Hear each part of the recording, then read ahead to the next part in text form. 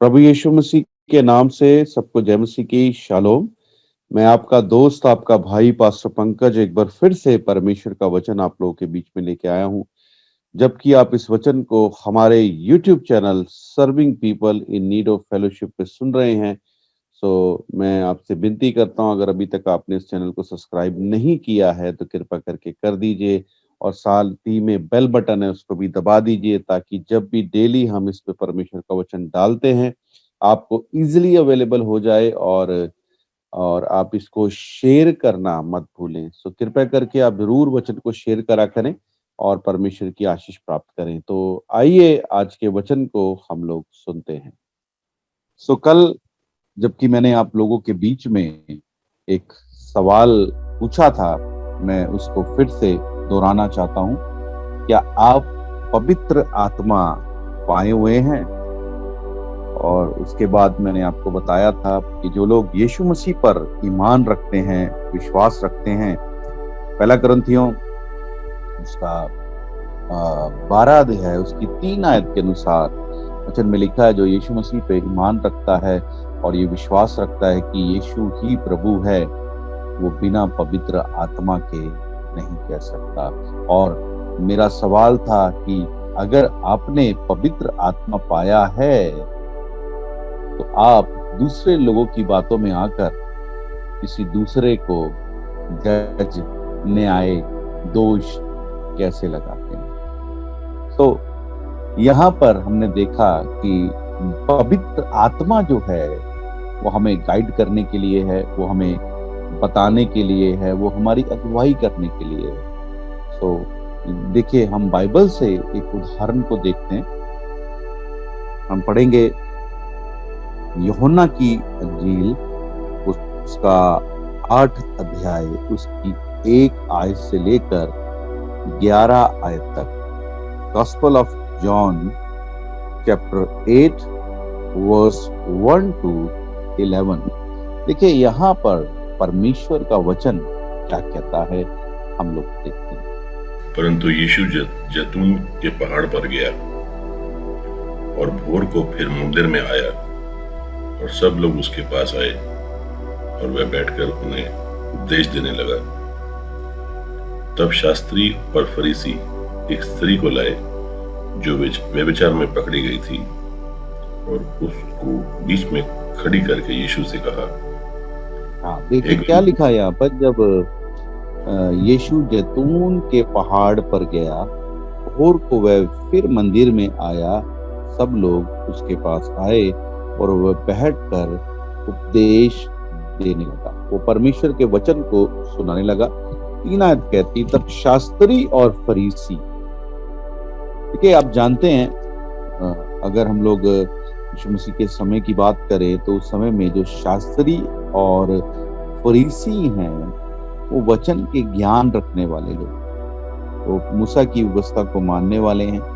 और मूसा की व्यवस्था के अनुसार लिखा है कि एक स्त्री को लाए जो व्यभिचार करती हुई पकड़ी गई थी, और उसको बीच में, सब लोगों के बीच में खड़ा कर दिया और यीशु से सवाल करने लगे, है ना, मूसा की व्यवस्था के अनुसार। देखिए क्या बोलते हैं, वो पढ़ेंगे 4 आयत से।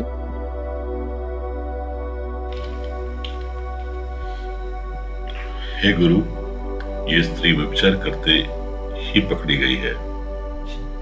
क्या कहते हैं? ये व्यभिचार करती हुई पकड़ी गई है। 5 आयत पढ़ेंगे। व्यवस्था में मूसा ने हमें आज्ञा दी है कि ऐसी स्त्रियों को पथराव करे, सो तू इस स्त्री के विषय में क्या कहता है? और व्यवस्था में हमें आज्ञा दी गई है कि ऐसी स्त्रियों को पथराव करे, अतः तो इस स्त्री के विषय में क्या कहता है? कि यहाँ पर एक औरत को लाया गया जो व्यभिचार करती हुई पकड़ी गई थी, और मूसा की व्यवस्था कहती थी कि अगर ऐसी स्त्री को जो व्यभिचार करती हुई पकड़ी जाती है, उसको आपको पथराव कर मार देना है। और ये एक बड़ा, क्या बोलेंगे, सवाल लेकर यीशु मसीह के सामने वो खड़े हुए हैं। तो आगे देखिए क्या हुआ। उन्होंने उसको परखने के लिए ये बात कही ताकि उस पर दोष लगाने के लिए कोई बात पाए, परंतु यीशु उन्होंने उसको परखने के लिए ये बातें कही ताकि उस पर दोष लगाने के लिए कोई बात पाए। तो वो यीशु को परखना चाहते थे, वो यीशु को पकड़ना चाहते थे, वो यीशु को फंसाना चाहते थे कि देखते हैं ये क्या करता है ना, इसलिए ये बातें उससे करते हैं। आगे पढ़ेंगे। परंतु यीशु झुककर उंगली से भूमि पर लिखने लगा। हाँ, और यीशु क्या कर रहा है? झुककर उंगलियों से भूमि पर लिख रहा है। अभी आगे पढ़ेंगे क्या लिखा। जब वे उससे पूछते रहे तो उसने सीधे होकर उनसे कहा कि तुम में जो निष्पाप हो वही पहले उसको पत्थर मारे। वो बार बार पूछते थे उससे, बता हमें, बता। मूसा की व्यवस्था तो ये कहती, तेरा तू क्या कहता है, तेरा कहना क्या है? तो लिखा है वो जो बार बार उससे पूछ रहे थे, उसने कहा तुम में जो निष्पाप है, यानी कि तुम में जो अगर किसी ने पाप नहीं किया है, कहता है वही पहले उसको पत्थर मार। देखिए आगे क्या हुआ, कितनी खूबसूरत बात लिखी, आगे पढ़ेंगे। और फिर झुककर भूमि पर उंगली से लिखने लगा। आगे।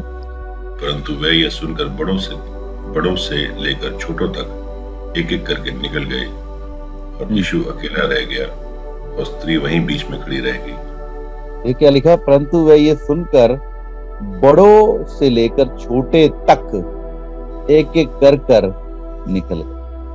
बड़े, पहले जो बड़े लोग थे, बुजुर्ग लोग थे, है ना, वो गए, जो छोटे थे उनसे वो चले गए, कि करके सब निकल गए। और लिखा है यीशु अकेला रह गया और स्त्री वहीं बीच में खड़ी रह गई। आगे क्या हुआ देखेंगे। यीशु ने सीधे होकर उससे कहा, हे नारी, वे कहाँ गए? क्या किसी ने तुझ पर दंड की आज्ञा ना दी? तो क्या यीशु पूछता है, हे नारी वे कहाँ गए? क्या किसी ने तुझे दंड की आज्ञा ना दी? देखिए यहाँ पर हम देखते हैं कि लोग उस औरत पे दोष लगा रहे कि किसी व्यभिचार करते हुए पकड़ा।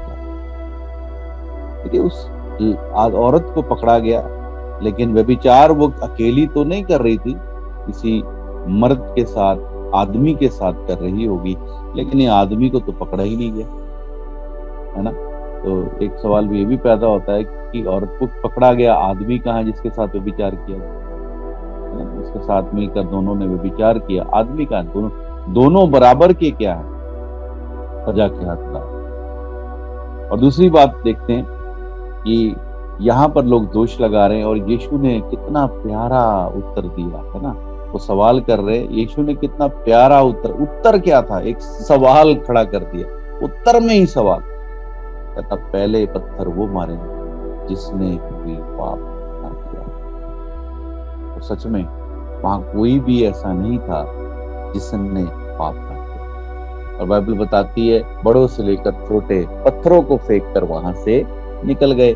और यीशु पूछता है कहाँ गए वो लोग, क्या तुझे दंड नहीं दिया उन्होंने, है ना। तो देखिए आगे क्या लिखा है, पढ़ेंगे।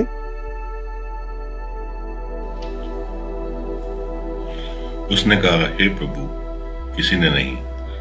यीशु ने कहा, आगे। यीशु ने कहा, मैं भी तुझ पर दंड की आज्ञा नहीं देता, जा और फिर पाप ना करना। हाँ, जा और फिर पाप मत करना। देखिए यहाँ पर उस औरत को यीशु मसीह ने कहा, मैं भी तुझे दंड की आज्ञा नहीं देता। वहां जितने लोग खड़े थे सबने पाप किया, है ना, लेकिन वहां एक ही ऐसा शख्स था जिसने शरीर में आकर, है ना, वो खुद परमेश्वर का पुत्र है और उसने शरीर में आकर कोई भी गुनाह नहीं किया था। उसके पास अधिकार था उसको दंड देने का।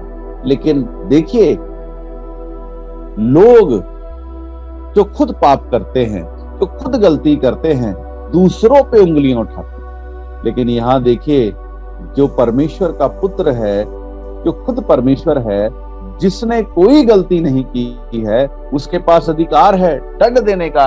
लेकिन वो क्या कर रहा, वो दंड नहीं दे रहा है, वो माफी दे रहा है। और मुझे एक आयत याद आती, जब यूहन्ना 3 अध्याय उसकी 17 आयत हम पढ़ते हैं, जॉन चैप्टर 3 वर्स 17 जब हम पढ़ते हैं, वहां लिखा, परमेश्वर ने अपने पुत्र को इस जगत में दंड देने के लिए नहीं, उद्धार देने के लिए। दुनिया के लोगों का काम क्या है? दंड देना, है ना, न्याय करना। लेकिन परमेश्वर का पुत्र का कार्य क्या है? उसके पास न्याय करने का अधिकार है, लेकिन वो न्याय नहीं कर रहा, वो माफी दे रहा है और वो उद्धार।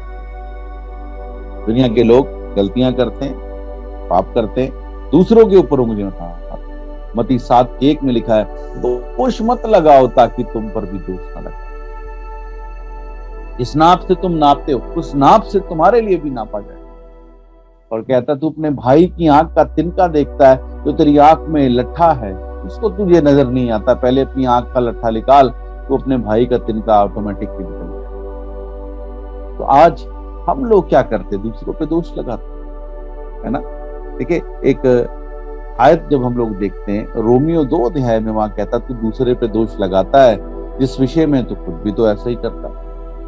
तो हम दूसरों पे दोष लगाते हैं, दूसरों के ऊपर न्याय करने लग जाते हैं, जज बन जाते हैं। लेकिन याद रखिए, न्याय करना किसका काम है?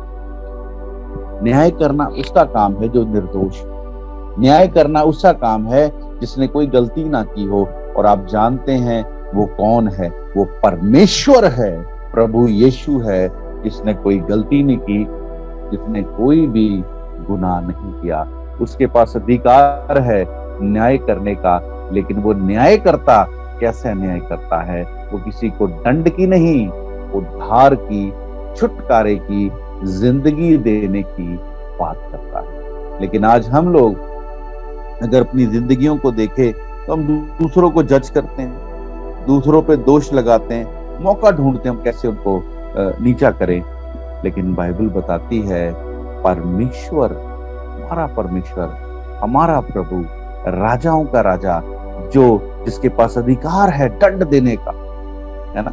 सब चले गए, वही वहां खड़ा था। क्यों खड़ा था? क्योंकि उसने कोई गुनाह नहीं किया। कहता, पहला पत्थर वो मारे जिसने कोई भी पाप नहीं किया। उसके पास अधिकार था। उसके पास क्यों अधिकार था? क्योंकि उसने कोई पाप नहीं किया था। लेकिन उसने भी उस स्त्री को क्या किया? माफ कर दिया। उसने क्या कहा? मैं भी तुझे दंड की आज्ञा नहीं देता, जा और फिर पाप न कर। आज हम परमेश्वर को, अपने प्रभु को देखें तो कितना महान परमेश्वर। तो मैं आज आप लोगों से फिर से पूछना चाहता हूं, क्या आपने आत्मा पाया है? अगर आपने आत्मा पाया है तो आप दूसरे लोगों की बातों को सुनकर, है ना, किसी दूसरे का कैसे न्याय करते हैं, कैसे जजमेंट करते हैं। देखिए, वो खुद परमेश्वर है, उसके पास अधिकार है न्याय करने का, दंड देने का। लेकिन उसने न्याय नहीं किया, दंड नहीं दिया, परंतु माफी दे दी।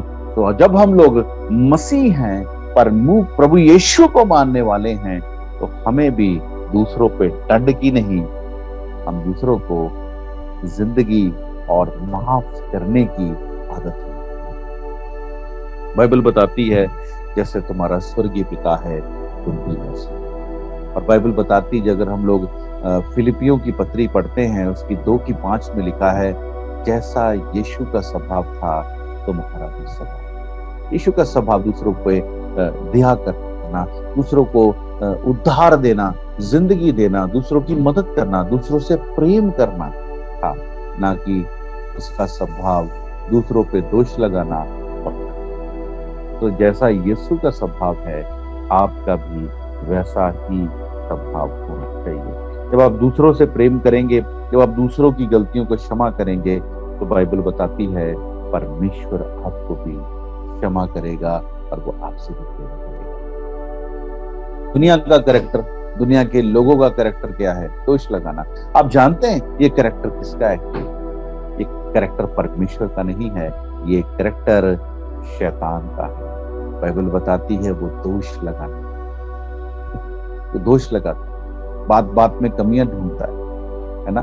जब आप अय्यूब की किताब को पढ़ते हैं तो वहां पाते हैं शैतान आया और आकर परमेश्वर के सामने, है ना, जब परमेश्वर ने पूछा कि तूने मेरे दास अय्यूब को देखा, तो क्या करने लगा, है ना, दोष लगाने। आज शैतान दोष लगाता है। आज अगर हम लोग भी दोष लगाते हैं तो हम लोग शैतान की आत्मा की, शैतान की जो स्पिरिट है, धोखे की जो स्पिरिट है ना, भरमाने वाली जो स्पिरिट है, उसमें हमें प्रभु यीशु मसीह के आत्मा की अगुवाई करना है। और जहां प्रभु यीशु मसीह का आत्मा है वहां पापों की क्षमा है। तो आज अपने स्वभाव को हमें बदलना है, अपनी नेचर को हमें बदलना है और पवित्र आत्मा की गाइडेंस में हमें चलना। तो प्रभु आप लोगों से प्रेम करता है और वो चाहता है कि आप उसकी आत्मा के अपने आप को नम्र करें। मैं सच कहता हूं, अगर आप अपने आप को नम्र कर देंगे, दीन कर देंगे, आपको अपने चरित्र को, है ना, किसी पास्टर के तरीके नहीं, अपोस्टल के तरीके से नहीं, प्रॉफिट के तरीके से नहीं, और किसी तरीके से नहीं, आपको अपने चरित्र को प्रभु यीशु मसीह के चरित्र के जैसा बनाना। मैं सच बता रहा हूं, अगर आप अपने चरित्र को प्रभु यीशु मसीह के चरित्र के अनुसार बनाएंगे, आपकी जिंदगी बदल जाएगी, आपकी जिंदगी बदल जाएगी, आपका सोच विचार बदल जाएंगे। और आप जानते हैं, जब आप प्रभु यीशु मसीह के जैसा जीवन जिएंगे, आपके जीवन में आनंद होगा, शांति होगी और आपकी जिंदगी जो है खुशियों से भर जाएगी। हालेलुया। सो आप क्या चाहते हैं? अपने जीवन में आनंद चाहते हैं, शांति चाहते हैं, या अपने जीवन में टेंशनें, फिक्रे, फालतू की बातें चाहते हैं? सच में हम सब चाहते हैं कि हमें एक आनंद और शांति से भरा हुआ जीवन मिले। सो आज मैं आप लोगों को कहना चाहता हूँ, प्रभु यीशु मसीह के स्वभाव को अपने जीवन में, प्रभु यीशु मसीह को अपनी जिंदगी का आधार बनाएं, प्रभु यीशु मसीह को अपनी जिंदगी का सेंटर पॉइंट बनाएं। तो देखें वो कैसे अमेजिंग काम आपके जीवन में करता है। तो प्रभु आप लोगों से प्रेम करता है और वो चाहता है कि आप उसके जैसे बने जैसा वो है ना, जैसा वो है आप उसके जैसे बने। तो आइए इस समय हम लोग प्रार्थना करें परमेश्वर से कि प्रभु हम आपके समान बनना चाहते हैं, प्रभु हम आपके जैसे बनना चाहते हैं, जैसे वचन में लिखा है प्रभु हम वैसी जीवन को जीना चाहते हैं। प्रभु पवित्र आत्मा आप आए और हमारी सहायता। आइए हम लोग प्रार्थना करें। स्वर्ग में विराजमान पिता, स्वर्गीय प्रभु यीशु मसीह, हम आपका धन्यवाद और तारीफ करते हैं पिता। प्रभु जैसा आपका स्वभाव है प्रभु, हमारा भी वैसा ही स्वभाव है। आपकी आत्मा की अगुवाई में हम लोग चलें और आपकी दया हम लोगों के जीवन में, हमारी जिंदगियों को बदलें प्रभु। और पवित्र आत्मा जबकि आप हमारे जीवनों में रहते हैं प्रभु, हम आपकी अगुवाई में चलें प्रभु, हम सत्य के मार्ग में चले प्रभु, और आपकी मर्जी हमारे जीवन प्रभु। मैं इस समय प्रार्थना करता हूँ तमाम उन सुनने वालों के लिए प्रभु जो इस वचन को हमारे YouTube चैनल पर सुन रहे हैं प्रभु। मेरी प्रार्थना है पवित्र आत्मा आप उनको छू ले, उनके मनों में शांति डाले प्रभु, उनके मनों में जो गड़बड़ी है वो यीशु के नाम से दूर हो जाएगा। पीस आए प्रभु, यीशु का पीस आए। और प्रभु यीशु का पीस तब आता है जब इंसान प्रभु की वचनों के ऊपर चलता है। बाइबल बताती परमेश्वर गड़बड़ी का नहीं, शांति का परमेश्वर। तो प्रभु अपनी शांति को प्रभु अपने लोगों में डालें, इस भाई के जीवन में डालें, इस बहन के जीवन में डालें, इस बुजुर्ग, इस बच्चे के जीवन में डालें, इनके परिवार, इनकी नौकरी, इनके बिजनेस में डालें प्रभु। और प्रभु आपका अनुग्रह सबके जीवन में बनता चला जाए। मैं ये प्रार्थना हमारे प्रभु यीशु के नाम से, आमीन आमीन आमीन।